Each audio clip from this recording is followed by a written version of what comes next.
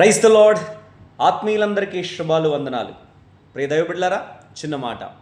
ఒకసారి సాతానుడు ఏం చేశాడంటే దావీదుకు ఒక ప్రేరేపణ కలుగు చేశాడు. ఏంటి అంటే ఇశ్రాయేలులందరినీ నీవు లెక్క చూడాలి అని. అయితే దేవుని యొక్క ఉద్దేశం ఏంటంటే ఇశ్రాయేలుని ఎవరిని ఈ దావీదు గారు లెక్క వేయకూడదు అన్నది దేవుని యొక్క ఆలోచన, దేవుని యొక్క ఆజ్ఞ.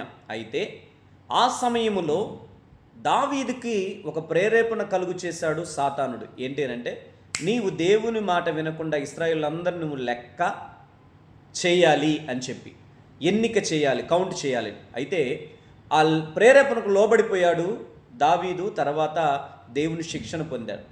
అదే రీతిగానే ఏబు జీవితంలో కూడా సాతానుడు వచ్చి ఏబును ప్రేరేపించినప్పుడు ఏబు సాతాను యొక్క ప్రేరేపణకి ఏమాత్రం లొంగిపోలేదు. అందుకే రెండంతల ఆశీర్వాదం పొందగలిగాడు.